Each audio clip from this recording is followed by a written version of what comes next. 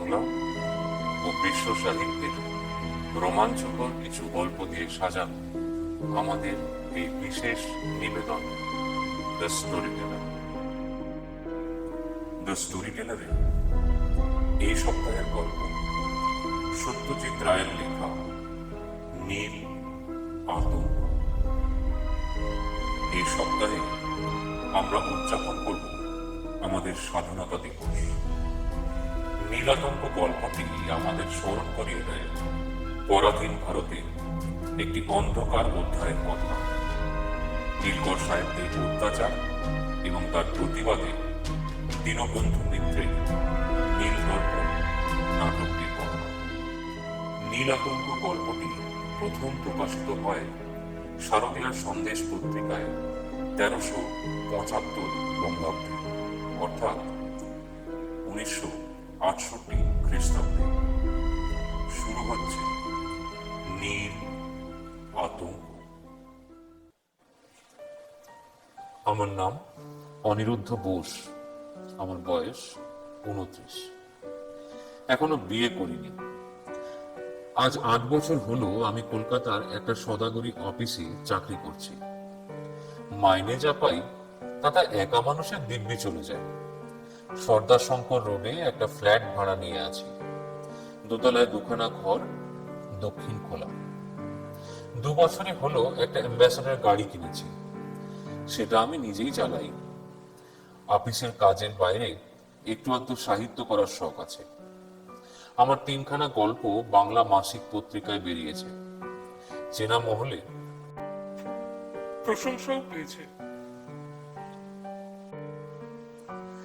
তবে এটা আমি জানি যে কেবলমাত্র লিখে রোজগার করার মতন ক্ষমতা আমার নেই। গত কয়েক মাসে লেখা একদম হয়নি, তবে বই পড়েছি অনেক, আর তার সবই বাংলাদেশের নীলের চাষ সম্পর্কে। এ বিষয়ে এখন আমাকে একজন অথরিটি বলা চলে। কবে সাহেবেরা এসে আমাদের দেশে প্রথম নীলের চাষ শুরু করলো, আমাদের গ্রামের লোকেদের উপর তারা কিভাবে অত্যাচার করত, কিভাবে নীলের বিদ্রোহ হলো, আর সব শেষে কিভাবে জার্মানি কৃত্রিম উপায়ে নীল তৈরি করার ফলে এদেশ থেকে নীলের পাঠ উঠে গেল, এসবই এখন আমার নখদর্পণে। যে সাংঘাতিক অভিজ্ঞতার ফলে আমার মনে নীল সম্পর্কে এই কৌতূহল জাগলো, সেটা বলার জন্যই আজ লিখতে বসেছি।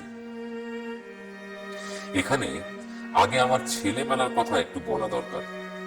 আমার বাবা মুঙ্গেরের নামকরা ডাক্তার ছিলেন। ওখানেই আমার জন্ম, আর ওখানের এক মিশনারি স্কুলে আমার ছেলেবেলার পড়াশোনা। আমার এক দাদা আছেন আমার চেয়ে 5 বছরের বড়। তিনি বিলেতে গিয়ে ডাক্তারি পাস করে লন্ডনের কাছেই গোল্ডার্স গ্রিন বলে একটা জায়গায় হাসপাতালের সঙ্গে যুক্ত হয়ে কাজ করছেন। দেশে ফেরার বিশেষ ইচ্ছা আছে বলে মনে হয় না। আমার যখন 16 বছর বয়স তখন বাবা মারা যান। তার কয়েক মাস পরেই আমি মাকে নিয়ে কলকাতায় এসে আমার বড় মামার বাড়িতে উঠি। মামা বাড়িতে থেকে আমি সেন্ট জেভিয়ার্স থেকে বিএ পাশ করি। তারপর একটা সাময়িক ইচ্ছে হয়েছিল সাহিত্যিক হবার, কিন্তু মার ধমকানিতে চাকরির চেষ্টায় দেখতে হলো। বড় মামার সুপারিশে চাকরিটা হলো, তবে আমারও যে কিছুটা কৃতিত্ব ছিল না তা নয়। ছাত্র হিসাবে আমার রেকর্ডটা ভালোই, ইংরেজিটাও বেশ গড়গড় করে বলতে পারি।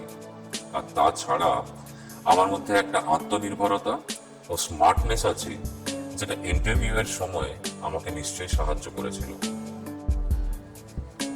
মুঙ্গেরের ছেলেবেলার কথাটা বললে হয়তো আমার চরিত্রের একটা দিক বুঝতে সাহায্য করবে। কলকাতায় এক নাগাড়ে বেশি দিন থাকতেই আমার প্রাণ হাঁপিয়ে ওঠে।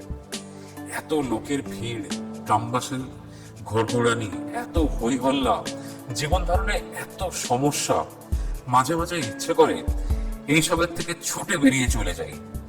আমার গাড়িটা কেনার পর কয়েকবার এটা করেওছি। ছুটির দিনে একবার ডায়মন্ড হারবারে, একবার পোর্ট ক্যানিং, আর একবার দমদমের রাস্তা দিয়ে সেই একেবারে হাসনাবাদ পর্যন্ত ঘুরে এসেছি। একাই নিয়েছি প্রতিবার, কারণ এই ধরনের আউটিং এ উৎসাহ প্রকাশ করার মতন কাউকে খুঁজে পাইনি। এ থেকে বোঝাই যাবে যে কলকাতা শহরে সত্যি বলতে বন্ধু বলতে আমার তেমন কেউ নেই। তাই প্রমোদের চিঠিটা পেয়ে মনটা খুশিতে ভরে উঠল। প্রমোদ ছিল আমার মুঙ্গেরের সহপাঠী। আমি কলকাতায় চলে আসার পর বছর চারেক আমাদের মধ্যে চিঠি লেখালেখি চলেছিল। তারপর বোধহয় আমার দিক থেকেই সেটা বন্ধ হয়ে যায়। হঠাৎ একদিন অফিস থেকে ফিরতেই চাকর গুরুদাস বলল, মামা বাড়ি থেকে লোক এসে একটা চিঠি দিয়ে গেছে। খামের উপর লেখা দেখেই বুঝলাম প্রমোদ দুমকা থেকে লিখেছে। জঙ্গলি অফিসে চাকরি করছি, কোয়ার্টার্স আছে, দিন সাতেকে ছুটি নিয়ে চলে আয়। ছুটি পাওনা ছিল বেশ কিছু দিনের, তাই যত শীঘ্র সম্ভব অফিসের কাজ গুটিয়ে নিয়ে গত 27শে এপ্রিল, তারিখটা আজীবন মনে থাকবে, তল্পিতল্পা গুটিয়ে কলকাতার জঞ্জাল ও ঝঞ্ঝাট পেছনে ফেলে দিয়ে রওনা দিলাম দুমকার উদ্দেশ্যে। প্রমোদ অবশ্য মোটর গাড়ি যোগে দুমকা যাওয়ার কথা একবারও বলেনি। ওটা আমারই আইডিয়া। 200 মাইল রাস্তা, বড় জোর 5-5.5 ঘন্টার ধাক্কা। 10টার মধ্যে ভাত খেয়ে বেরিয়ে পড়ব, দিনের আলো থাকতে থাকতে পৌঁছে যাব। এই ছিল মতলব। কাজের বেলা গোড়াতেই একটা হোঁচট খেতে হলো। রান্না তৈরি ছিল ঠিক সময়, কিন্তু ভাত খেয়ে সবে মুখে পানটা পুড়েছি এমন সময় বাবার পুরনো বন্ধু মোহিত কাকা এসে হাজির। একে ভার ভার্তিক লোক, তার উপর প্রায় 10 বছর পর দেখা। মুখ ফুটে কিছুতেই বলতে পারলাম না আমার তাড়া আছে। ভদ্রলোককে চা খাওয়াতে হলো, তারপর ঝাড়া 1 ঘন্টা ধরে তার সুখ দুঃখের কাহিনী শুনতে হলো। মোহিত কাকাকে বিদায় দিয়ে গাড়িতে মাল তুলে যখন নিজের উঠতে যাচ্ছি, তখন দেখি আমার একতলার ভাড়াটে ভোলা বাবু তার 4 বছরের ছেলে পিন্টুর হাত ধরে কোত্থেকে যেন বাড়ি ফিরছেন। আমাকে দেখে বললেন, একা একা কোথায় পাড়ি দিচ্ছেন? আমার উত্তর শুনে ভদ্রলোক একটু উদ্বিগ্ন ভাবেই বললেন, এতটা পথ মোটরে একা যাবেন? অন্তত এই ট্রিপটার জন্য একটা ড্রাইভারের বন্দোবস্ত করলে হতো না? আমি বললাম, চালক হিসাবে আমি খুব হুঁশিয়ার, আর আমার যত্নের ফলে গাড়িটাও প্রায় নতুনই রয়েছে, তাই ভাবনার কিছু নেই। ভদ্রলোক বেস্ট অফ লাক বলে ছেলের হাত ধরে বাড়ির ভিতরে ঢুকে পড়লেন। গাড়িতে স্টার্ট দেওয়ার আগে হাত ঘড়ির দিকে চেয়ে দেখি 11:15। হাওড়া দিয়ে না গিয়ে বালি ব্রিজের রাস্তায় নেওয়া সত্ত্বেও চন্দননগর পৌঁছতেই লাগলো 1.5 ঘন্টা। এই 30টা মাইল পেরোতে এত ঝক্কি, রাস্তা এত বাজে ও আনরোম্যান্টিক যে মোটর যাত্রার প্রায় 16 আনাই উৎসাহ উবে যায়। কিন্তু তার ঠিক পরেই শহর পেছনে ফেলে গাড়ি যখন ছোটে মাঠের মধ্যে দিয়ে, তখন সেটা কাজ করে একেবারে ম্যাজিকের মতন। মন তখন বলে, এর জন্যই তো আশা। কোথায় ছিল এতদিন এই চিমনির ধোঁয়া বর্জিত মসৃণ আকাশ, এই মাটির গন্ধ মেশানো মন মতানো বিশুদ্ধ মেটো বাতাস? 1:30 নাগাদ যখন বর্ধমানের কাছাকাছি পৌঁছেছি, তখন পেটে একটা খিদের ভাব অনুভব করলাম। সঙ্গে কমলালেবু আছে, ফ্লাস্কে গরম চাও আছে, কিন্তু মন চাইছে অন্য কিছু। রাস্তার পাশে স্টেশন। গাড়ি থামিয়ে রেস্টুরেন্টে গিয়ে 2টো টোস্ট, একটা অমলেট আর 1 পেয়ালা কফি খেয়ে আবার রওনা দিলাম। পথ বাকি এখনো 130 মাইল। বর্ধমান পেরিয়ে 25 মাইল গিয়ে পানাগড় পড়ে। সেখান থেকে গ্র্যান্ড ট্রাঙ্ক রোড ছেড়ে ইলামবাজারের রাস্তা নিতে হবে। ইলামবাজার থেকে শিউড়ি হয়ে ম্যাসেঞ্জার পেরিয়ে দুমকা। পানাগড়ের মিলিটারি ক্যাম্পগুলো সবে দৃষ্টিগোচর হয়েছে এমন সময় আমার গাড়ির পেছনের দিক থেকে একটা বেলুন ফাটার মতন শব্দ হলো, আর সেই সঙ্গে গাড়িটা একপাশে একটু কেঁদড়ে গেল। কারণটা অবশ্য সহজেই বোধগম্য। গাড়ি থেকে নেমে সামনের দিকে চেয়ে বুঝতে পারলাম শহর এখনো কয়েক মাইল দূরে। কাছাকাছির মধ্যে মেরামতির দোকানের আশাটা মন থেকে মুছে ফেলল। সঙ্গে যে স্টেপনি ছিল না তা নয়, আর জ্যাক দিয়ে গাড়ি তুলে ফাটা টায়ার খুলে ফেলে তার জায়গায় নতুন টায়ার করানো আমার অসাধ্য কিছু নয়। তবু এক্ষেত্রে পরিশ্রম এড়ানোর ইচ্ছাটা অস্বাভাবিক নয়। আর গ্র্যান্ড ট্রাঙ্ক রোডের মাঝখানে দাঁড়িয়ে গাড়িতে টায়ার করাবো, পাশ দিয়ে হুসহুস করে অন্য কত গাড়ি বেরিয়ে যাবে আর আমার শোচনীয় হাস্যকর অবস্থাটা তারা দেখে ফেলবে, এটা ভাবতে মোটেই ভালো লাগছিল না। কিন্তু কি আর করা, 10 মিনিট এদিক ওদিক চেয়ে ঘোরাফেরা করে গঙ্গা বলে কাজে লেগে পড়লাম। নতুন টায়ার লাগিয়ে ফাটা টায়ার ক্যারিয়ারে ভরে ডালা বন্ধ করে যখন সোজা হয়ে উঠে দাঁড়ালাম, তখন শার্টটা ঘামে ভিজে শরীরের সঙ্গে সেঁটে গেছে। ঘড়িতে দেখি 2:30 বেজে গেছে। আবহাওয়াতে একটা গুমোট ভাব। ঘন্টাখানেক আগেও সুন্দর হাওয়া বইছিল। গাড়ি থেকে দেখেছিলাম বাঁশ ঝাড়ের মাথাগুলো নুয়ে নুয়ে পড়ছে। এখন চারিদিক থমথমে। গাড়িতে ওঠার সময় পশ্চিমের আকাশের নিচের দিকে দূরের গাছপালার মাথায় একটা কালচে নীলের আভাস লক্ষ্য করলাম। মেঘ। ঝড়ের মেঘ কি কালবৈশাখী? ভেবে লাভ নেই। স্পিডোমিটারের কাঁটা আরো চড়াতে হবে। ফ্লাস্কটা খুলে খানিকটা গরম চা মুখে ঢেলে আবার রওনা দিলাম। ইলামবাজার পেরোতে না পেরোতেই ঝড়টা এসে পড়ল। ঘরে বসে যে জিনিস চিরকাল সানন্দে উপভোগ করেছি, যার সঙ্গে তাল মিলিয়ে ভাব মিলিয়ে রবীন্দ্রনাথের কবিতা আবৃত্তি করেছি, গান করেছি, সেই জিনিসই খোলা মাঠের মধ্যে নিচের রাস্তায় চলন্ত গাড়িতে যে কি বিভীষিকার সৃষ্টি করতে পারে তা কল্পনা করতে পারি না। ওটাকে প্রকৃতির একটা শয়তানি বলে মনে হয়। অসহায় মানুষকে এক নির্মম রসিকতার নাজেহাল করার ভাব নিয়ে যেন এই বাজের খেলা, এদিকে ওদিকে আচমকা বৈদ্যুতিক স্মরণে আর পর মুহূর্তে কর্ণ পটাহত নির্ণ করা দামামা কণ্ঠ। গড় গড় গড় গড়, কড়া কড়া। এক এক সময় মনে হচ্ছে আমাদের নিরীহ অ্যাম্বাসেডার গাড়িকে দাগ করে বিদ্যুৎ মান নিক্ষিপ্ত হচ্ছে এবং আর একটু মনোযোগ দিয়ে কাজটা করলেই লক্ষ্যভেদ হয়ে যাবে। এই দুর্যোগের মধ্যেই কোনো রকমে যখন শিউরি ছাড়িয়ে ম্যাসেঞ্জারের পথ ধরেছি, তখনই হঠাৎ একটা বিস্ফোরণের শব্দ হলো, যেটাকে কোনো মতেই বজ্রপাত বলে ভুল করা চলে না। বুঝলাম আমার গাড়ির আরেকটি টায়ার গাছে পিষ্ট করে। হাল ছেড়ে দিলাম। মুষলধারে বৃষ্টি শুরু হয়েছে। ঘড়িতে 5:30। গত 20 মাইল স্পিডোমিটারের কাঁটাকে 15 থেকে 25-এর মধ্যে রাখতে হয়েছে, না হলে এতক্ষণ ম্যাসেঞ্জার ছাড়িয়ে যাওয়ার কথা। কোথায় এসে পৌঁছলাম? সামনের দিকে চেয়ে কিছুই বোঝায় উপায় নেই। কাঁচের উপর জলপ্রপাত, ওয়াইপারটা সপাত সপাত শব্দ করে চলেছে, কিন্তু সেটাকে কাজ না বলে খেলা বলেই বলো। নিয়ম মতো এপ্রিল মাসে এখনো সূর্যের আলো থাকার কথা, কিন্তু ভাব দেখে মনে হয় রাত হলো বলে। আমার ডান পাশের দরজাটা একটু ফাঁক করে বাইরের দিকে চাইলাম।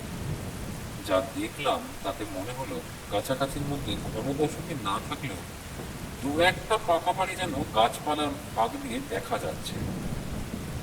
গাড়ি থেকে নেমে যে একটু এদিক ওদিক ঘুরে দেখবো তারও উপায় নেই। তবে সেটা না দেখলেও যে জিনিসটা বলা যায় সেটা হলো এই যে মাইল খানেকের মধ্যে বাজার বা দোকান বলে কোনো পদার্থ নেই, আর আমার সঙ্গে পার্কের টায়ারও আর নেই। মিনিট 15 গাড়িতে বসে থাকার পর একটা প্রশ্ন মনে যাবে, এতখানি সময়ের মধ্যে একটি গাড়ি বা একটিও মানুষও আমার গাড়ির পাশ দিয়ে গেল না। তবে কি ভুল পথে এসে পড়েছি? সঙ্গে রোড ম্যাপ আছে, শিউরি পর্যন্ত ঠিকই এসেছি জানি, কিন্তু তারপরে যদি কোনো ভুল রাস্তার মোড় ঘুরে থাকি, এই চোখ ভাঙানো বৃষ্টিতে সেটা খুব অস্বাভাবিক না। কিন্তু যদি ভুল হয়েই থাকে, এটা তো আফ্রিকা বা দক্ষিণ আমেরিকার জঙ্গল নয় যে দিশেহারা হয়ে পড়তে হবে। যেখানেই এসে থাকি না কেন, এটা বীরভূমেরই মধ্যে, শান্তিনিকেতন থেকে মাইল 50 বেশি দূরে নয়। বৃষ্টি থামলেই সব মুশকিল আসান হয়ে যাবে। এমনকি হয়তো মাইল খানিকের মধ্যে একটা গাড়ি মেরামতের দোকানও পেয়ে যাবো। পকেট থেকে হুইলসের প্যাকেট আর দেশলাই বার করে একটা সিগারেট ধরালাম।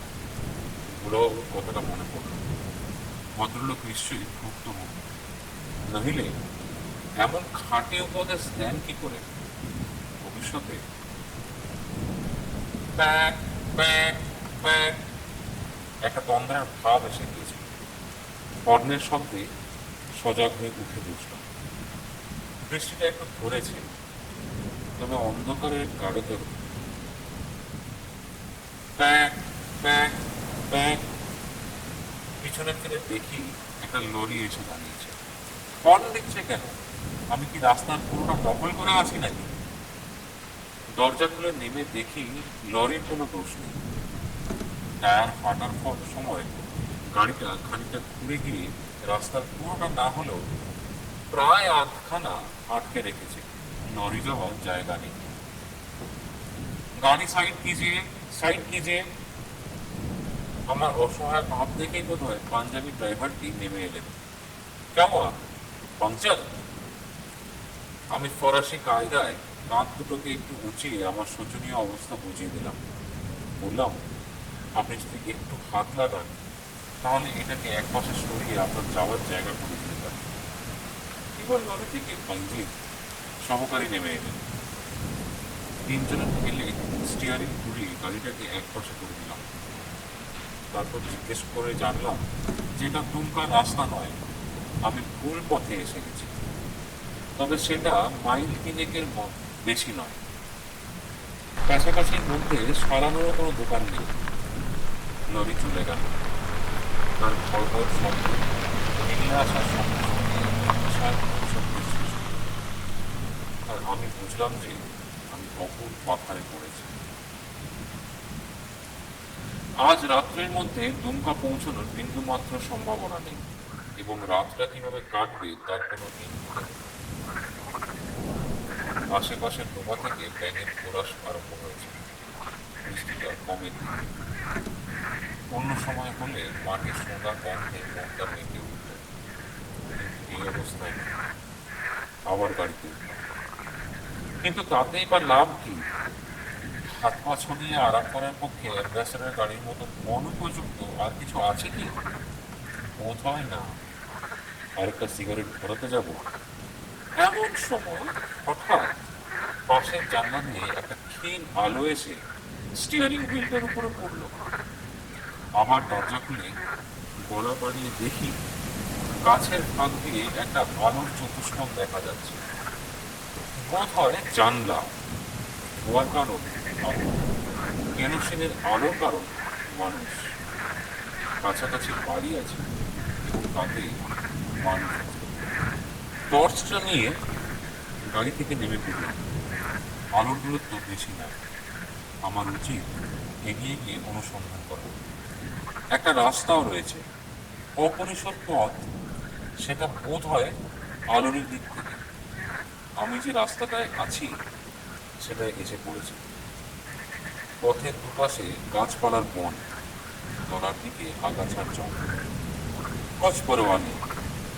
গাড়ির দরজা লক করে রওনা দিলাম। যতদূর সম্ভব খানাখন্দ বাঁচিয়ে জল কাদার মধ্যে দিয়ে ছপাত ছপাত করে খানিক দূর হেঁটে একটা তেঁতুল গাছ বেরোতে বাড়িটা চোখে পড়ল। বাড়ি বলা ভুল হবে।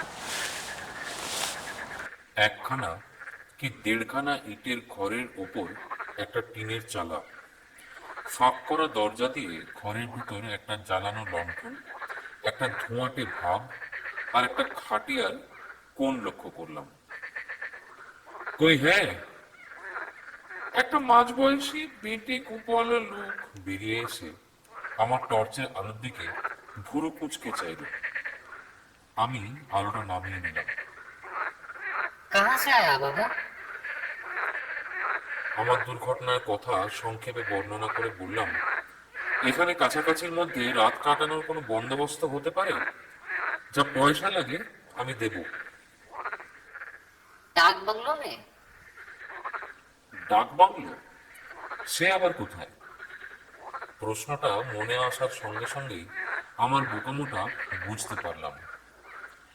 এতক্ষণ কেবল লণ্ঠন আর টর্চের আলোর দিকে দৃষ্টি থাকার ফলে আশেপাশে কি আছে দেখিই নি। এবার টর্চটাকে ঘুরিয়ে আমার বাঁ দিকে ফেলতেই একটা বেশ বড় একতলা পুরনো বাড়ি চোখে পড়ল। সেটা দেখিয়ে বললাম, এটাই ডাক বাংলো? हाँ बाबू, लेकिन बिस्तरा बिस्तरा कुछ नहीं है, खाना भी नहीं मिलेगा। বিছানা আমার সাথে আছে, খাট হবে তো? खटिया होगा। আর তোমার ঘরে তো উনুন ধরিয়েছো দেখছি, তুমি নিজে খাবে নিশ্চয়ই। লোকটা হেসে ফেলল। তার হাতে সেঁকা মোটা রুটি আর তার বউয়ের রান্না করা উড়ুতের ডাল কি আমার চলবে?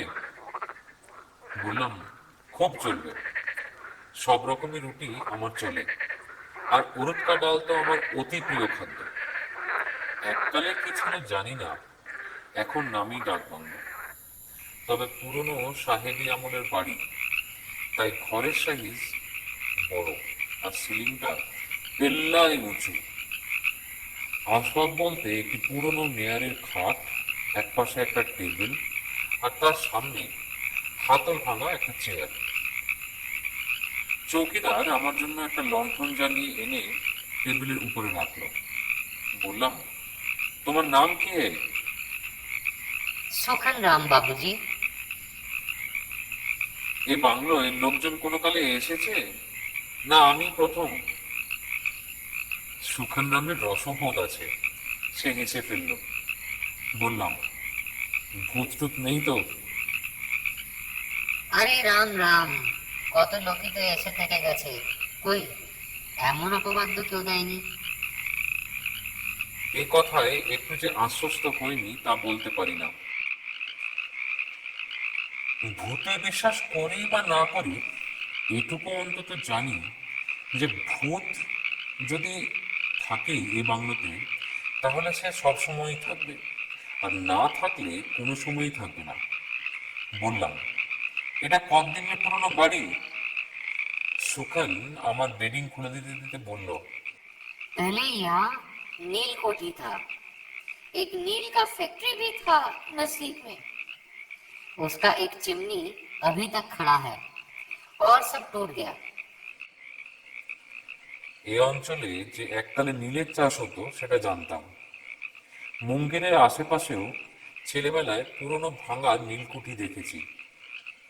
সুখানের তৈরি রুটি আর কলাইয়ের ডাল খেয়ে মেয়ারের খাটে বিছানা পেতে যখন শুলাম, তখন রাত 10:30। প্রমোদকে আজ বিকেলে পৌঁছবো বলে টেলিগ্রাম করেছিলাম। ও একটু চিন্তিত হবে অবশ্যই, কিন্তু সে নিয়ে ভেবে আর লাভ নেই। একটা আস্তানা যে পেয়েছি, এবং সেটা বেশ সহজেই পেয়েছি, সেটা কম ভাগ্যের কথা নয়। ভবিষ্যতে ভোলাবাবুর উপদেশ মেনে চলব, উচিত শিক্ষা হয়েছে আমার। তবে এটাও ঠিক যে এমনি শেখার চেয়ে ঠেকে শেখার দাম অনেক বেশি। লণ্ঠনটা পাশের বাথরুমে রেখে এসেছি। দরজার ফাঁক দিয়ে যেটুকু আলো আসছে তাই যথেষ্ট। ঘরে বেশি আলো থাকলে আমার ঘুম আসে না, অথচ এখন যে জিনিসটা সবচেয়ে বেশি দরকার সেটা হলো ঘুম। গাড়ি থেকে জিনিসপত্র সব বার করে নিয়ে সেটা লক করে এসেছি, বলাই বাহুল্য। এটুকু জোর গলায় বলতে পারি যে আজকালকার দিনে কলকাতার রাস্তায় গাড়ি ফেলে রাখা যতটা বিপজ্জনক, গ্রামের রাস্তায় তার চেয়ে হয়তো কিছুটা কমই। বাইরে বৃষ্টির শব্দ থেমে গেছে। ব্যাঙ আর ঝিঁঝির সমবেত কণ্ঠস্বরে রাত মুখর হয়ে উঠেছে। শহরের জীবনটা এত দূরে আর এত পেছনে ফিরে সরে গেছে যে সেটা একটা প্রাগৈতিহাসিক পর্ব বলে মনে হচ্ছে। নীলকুঠি, দীনবন্ধু মিত্রের নীলদর্পণ নাটকের কথা মনে পড়ল। কলেজে থাকতে অভিনয় দেখেছিলাম কর্নওয়ালিস স্ট্রিটের কোনো এক পেশাদারি থিয়েটারে। ঘুমটা হঠাৎ ভেঙে গেল। কতক্ষণ পরে তা জানি না। দরজায় একটা খচমচ শব্দ হচ্ছে, ভেতরে হুড়কো দেওয়া। বুঝলাম বাইরে থেকে কুকুর বা শেয়াল জাতীয় একটা কিছু নখ নিয়ে সেটাকে আঁচড়াচ্ছে। মিনিট খানেক পরে আওয়াজটা থেমে গেল, আবার সব চুপচাপ। চোখ বুঝলাম, কিন্তু সে অল্পক্ষণের জন্য। একটা কুকুরের ডাকে ঘুমটা একেবারে ভেঙে গেল। বাংলা গ্রাম্য নিরাপত্তার ডাক এটা নয়, এ হলো বিলিতি হাউন্ডের হুঙ্কার। এ ডাক আমার অচেনা নয়। মুঙ্গেরে আমাদের বাড়ির দুটো বাড়ির পরেই মার্টিন সাহেবের বাড়ি থেকে রাত্রে এ ডাক শুনতে পেতাম। এই করলাতে এমন কুকুর কে পুষবে? একবার মনে হলো উঠে গিয়ে দরজা খুলে দেখি, কারণ কুকুরটা ডাক বাংলোর খুব কাছেই রয়েছে বলে মনে হচ্ছে। তারপর মনে হলো সামান্য একটা কুকুরের ডাক নিয়ে এত মাথা ঘামানোর কোনো মানেই হয় না। তার চেয়ে আবার ঘুমানোর চেষ্টা করে দেখা যাক। রাত কটা হলো? জানলা দিয়ে অল্প চাঁদের আলো আসছে। শোয়া অবস্থাতেই বাঁ হাতটা তুলে মুখের সামনে আনতেই বুকটা ধড়াস করে উঠল। হাতে ঘড়ি নেই, অথচ অটোমেটিক ঘড়ি যত পরে থাকা যায় ততই ভালো বলে ওটা শোয়ার সময়ও কখনো খুলে শুই না। ঘড়ি গেল কোথায়? শেষটায় কি ডাকাতের আস্তানায় এসে পড়লাম নাকি? তাহলে আমার গাড়ির কি হবে? বালিশের পাশে হাতড়িয়ে টর্চটা খুঁজতে গিয়ে দেখি সেটাও নেই। এক লাফে বিছানা থেকে উঠে মাটিতে হাঁটু গেড়ে বসে খাটের নিচে তাকিয়ে দেখি সুটকেসটাও কোথাও। মাথাটা গরম হয়ে এলো। এর একটা বিহিত করতেই হবে। হাত দিলাম, চকিদার। কোনো উত্তর নেই। বারান্দায় যাবো বলে দরজা দিয়ে এগিয়ে খেয়াল হলো যে হুড়কোটাকে যেমন ভাবে লাগিয়ে শুয়েছিলাম ঠিক তেমনই আছে, জানলাতেও করাত। তবে চোর এলো কোথা দিয়ে? দরজার হুড়কোটা খুলতে আমার নিজের হাতের উপর চোখ পড়ে কেমন জানি খটকা লাগলো। হাতে কি দেয়াল থেকে চুন লেগেছে, না পাউডার জাতীয় কিছু? এমন ফ্যাকাশে লাগছে কেন? আর আমি তো গেঞ্জি পরে শুয়েছিলাম। তাহলে আমার গায়ে লম্বা হাতা সিল্কের শর্ট কেন? মাথা ঝিমঝিম করতে লাগলো। দরজা খুলে বাইরে এলাম। চৌকিদার! নিজের গলার স্বর চিনতে পারলাম না, উচ্চারণও না। যতই মিশনারি স্কুলে পড়ি না কেন, বাংলা উচ্চারণে উগ্র সাহেবিয়ানা আমার কোনোদিনও ছিল না। আর চৌকিদারি বা কোথায়? আর কোথায় বা তার ঘর? বাংলোর সামনে ধু ধু করছে মাঠ, দূরে আবছা একটা বাড়ি দেখা যাচ্ছে, তার পাশে একটা চিমনির মতন স্তম্ভ, চারিদিকে অস্বাভাবিক নিস্তব্ধতা। আমারও পরিবেশ বদলে গেছে, আমি নিজেও বদলে গেছি। ঘরমাক্ত অবস্থায় ঘরে ফিরে এলাম। চোখটা অন্ধকারে অভ্যস্ত হয়ে গেছে। ঘরের সবকিছুই এখন দেখতে পাচ্ছি। খাট আছে, তাতে মশারি নেই, অথচ আমি মশারি টাঙিয়ে শুয়েছিলাম। বালিশ যেটা রয়েছে সেটাও আমার নয়, আমারটা ছিল সাধারণ। এটার পাশে পাহাড়ের পুঁছি দেওয়া বর্ডার। খাটের ডান দিকের দেওয়ালের সামনে সেই টেবিল, সেই চেয়ার, কিন্তু তাতে প্রাচীনত্বের কোনো চিহ্নই নেই। আবছা আলোতেও তার বার্নিশ করা কাঠটা চকচক করছে। টেবিলের উপরে রাখা রয়েছে লণ্ঠন নয়, পাহাড়ের শেডওয়ালা কাজ করা কেরোসিন ল্যাম্প। আরো জিনিসপত্র রয়েছে ঘরে, সেগুলো ক্রমে ক্রমে দৃষ্টিগোচর হলো। এক কোনায় দুটো ট্রাঙ্ক, দেওয়ালে একটা আলনা, তার থেকে ঝুলছে একটা কোট, একটা অদ্ভুত অচেনা ধরনের টুপি আর একটা হান্টার চাবুক। আলনার নিচে একজোড়া হাঁটু অবধি জুতো, যাকে বলে গ্লোশাস। জিনিসপত্র ছেড়ে আরেকবার আমার নিজের দিকে দৃষ্টি দিলাম।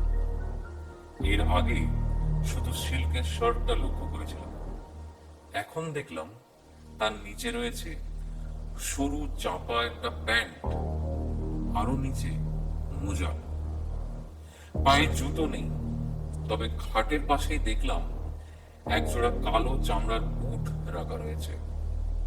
আমার ডান হাতটা এবার আমার মুখের উপর বুলিয়ে বুঝতে পারলাম শুধু গায়ের রং ছাড়া আমার চেহারারও আরো পরিবর্তন হয়েছে। এত চোখা নাক, এত পাতলা ঠোঁট আর সরু চোয়াল আমার নয়। মাথায় হাত দিয়ে দেখি ঢেউ খেলানো চুল পেছনে কাঁধ অবধি নেমে এসছে। কানের পাশে ঝুলপি নেমে এসেছে প্রায় চোয়াল পর্যন্ত। বিস্ময়ে ও আতঙ্কের সঙ্গে সঙ্গে একটা উগ্র কৌতূহল হলো আমার নিজের চেহারাটা দেখার জন্য। কিন্তু আয়না, আয়না কোথায়? রুদ্ধশ্বাসে দৌড়ে গিয়ে এক ধাক্কায় বাথরুমের দরজাটা খুলে ভিতরে ঢুকলাম। আগে দেখেছিলাম একটি মাত্র বালতি ছাড়া সেখানে আর কিচ্ছু নেই। এখন দেখি মেঝের এক কোণে একটা টিনের বাথটব, তার পাশে চৌকি আর এনামেলের মগ। যে জিনিসটা খুঁজছিলাম সেটা রয়েছে আমার ঠিক সামনেই, একটা কাঠের ড্রেসিং টেবিলের উপর লাগানো একটা ওভাল শেপের আয়না। আমি জানি আমি আয়নার সামনে দাঁড়িয়ে আছি, কিন্তু যে চেহারাটা তাতে প্রতিফলিত হয়েছে সেটা আমার নয়। কোনো এক বিভৎস ভৌতিক ভেলকির ফলে আমি হয়ে গেছি ঊনবিংশ শতাব্দীর একজন সাহেব। তার গায়ের রং ফ্যাকাশে ফর্সা, চুল সোনালি, চোখ কটা, এবং সেই চোখের চাহনিতে ক্লেশের সঙ্গে কাঠিন্যের ভাব অদ্ভুতভাবে মিশেছে। কত বয়স এই সাহেবের? 30-এর বেশি নয়, তবে দেখে মনে হয় অসুস্থতা কিংবা অতিরিক্ত পরিশ্রমের জন্য অকালেই বার্ধক্যের ছাপ পড়েছে। কাছে গিয়ে আরো ভালো করে আমার মুখটা দেখলাম। যে থাকতে থাকতে একটা গভীর দীর্ঘশ্বাস বুকের ভিতর থেকে উঠে এলো। ওহ, এই কণ্ঠস্বর আমার নয়। এই দীর্ঘশ্বাসও সাহেবের মনে আমার নয়।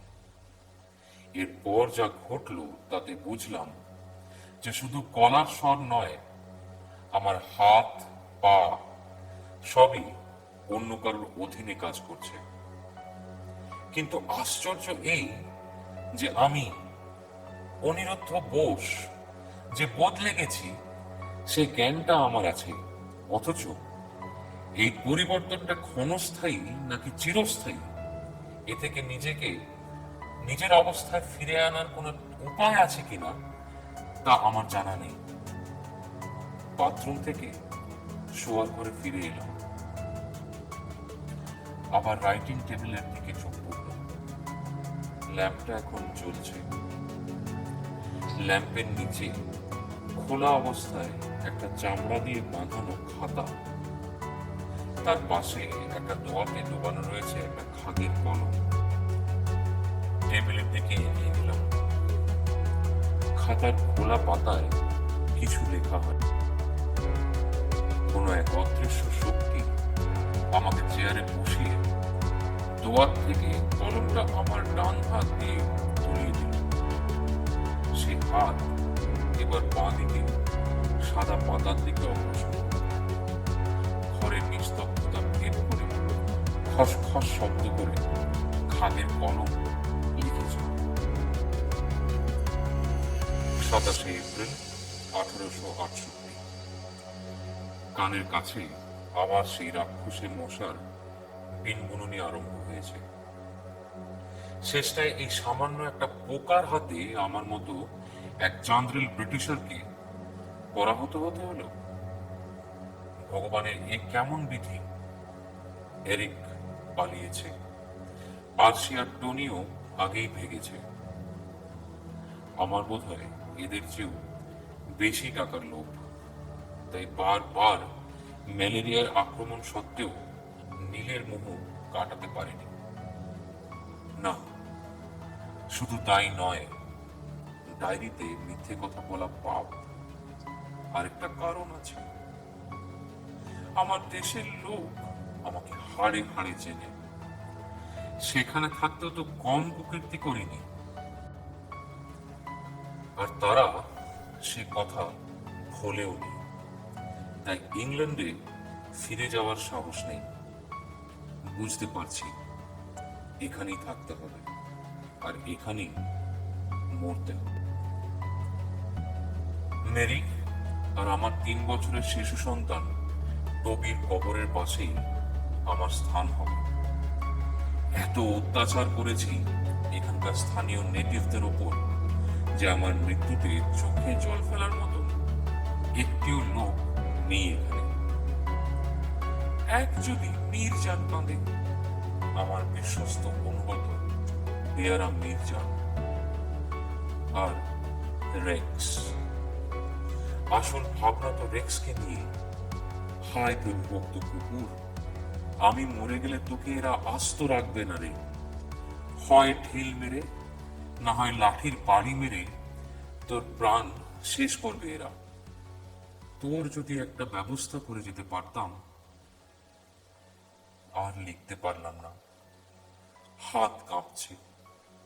আমার হাত নয়, ডায়েরির লেখকের। কলম রেখে দিলাম।